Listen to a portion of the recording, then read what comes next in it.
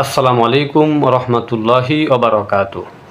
সম্মানিত দর্শক, আমাদের দেশের গ্রামাঞ্চলের মসজিদগুলোতে এবং কোনো শহরের মসজিদগুলোতেও দেখা যায় ইমাম সাহেবের কাছে লিখিত আকারে এবং মৌখিকভাবে আবেদন করা হয় যে অমুকে কোরআন শরীফের খতম শেষ করেছে, হুজুর অনুগ্রহপূর্বক খতমটি একটু বকশিয়ে দিবেন।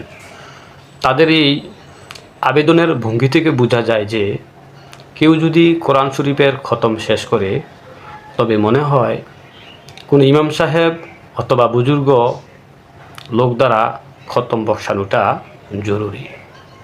সম্মানিত দর্শক, তাদের এই ধারণাটি সম্পূর্ণ একটি ভুল ধারণা। কোরআন শরীফ তিলাওয়াত করা একটি উত্তম আমল এবং উত্তম জিকির, এবং এটি একটি নফল আমল, ব্যক্তি বিশেষ আমল। প্রয়োজন ছাড়া অন্যকে জানানো তা ঠিক না। একমাত্র এই নফল আমলটি বান্দা আল্লাহর জন্য করবে আর আল্লাহ তাআলা তা দেখবেন।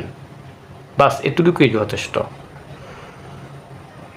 কেউ যদি এই কোরআন শরীফ তিলাওয়াত করাটা ইসালে সওয়াবে নিয়তে করে তবে এতটুকু মনে মনে নিয়ত করলেই যথেষ্ট যে হে আল্লাহ, আমি সকল মুসলমানের রুহের মাগফিরাতের জন্য এই তিলাওয়াতটা করছি।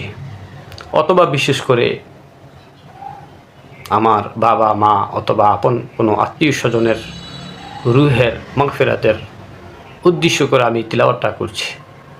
বাস এতটুকু শুধু মনে মনে নিয়ত করলেই যথেষ্ট, মুখে বলাও জরুরি না। সম্মানিত দর্শক, সওয়াব এটা বক্সানোর কোনো জিনিস না যে অন্যের মাধ্যমে বক্সাতে হবে।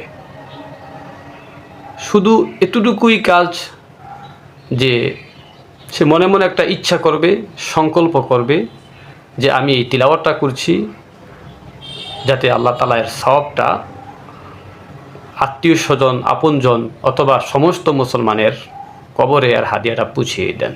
বাস এই নিয়তটুকু শুধু মনে জাগ্রত করে তিলাওয়াত করলেই যথেষ্ট। আল্লাহ সুবহানাহু ওয়া তাআলা তার নিয়ত অনুযায়ী ফয়সালা করে দিয়ে দিবেন, মুখে বলাও জরুরি না।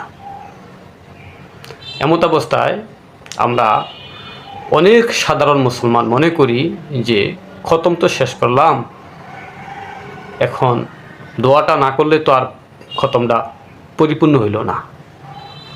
তো তারা খতম শেষ করার পরে এভাবে দোয়ার আয়োজন করা, কোনো হুজুর অথবা কোনো বুজুর্গ ব্যক্তির মাধ্যমে খতমটা বসানোটাকে জরুরি মনে করে থাকে।